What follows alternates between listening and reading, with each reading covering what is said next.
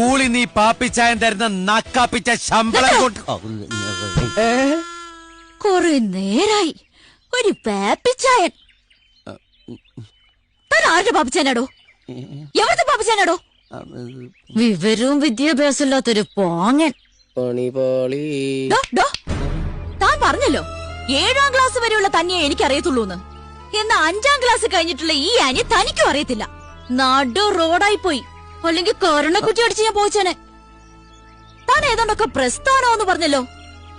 ഡോ, പ്രസ്ഥാനം എന്നുള്ള വാക്ക് മലയാളത്തിൽ തെറ്റുകൂടാതെ എഴുതാൻ അറിയോട് തനിക്ക്?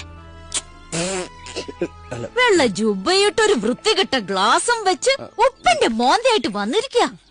ഇനി മേലാൽ ഞാൻ രാവിലെ സ്കൂളിൽ പോകുന്ന നേരത്ത് ഈ പോട്ട വണ്ടിയായിട്ട് താൻ എന്റെ കണ്ണെട്ടത്തങ്ങാനും വന്ന് നിന്നാ തന്റെ കണ്ണ് ഞാൻ കുത്തിപ്പൊട്ടിക്കും, പറഞ്ഞേക്കാം.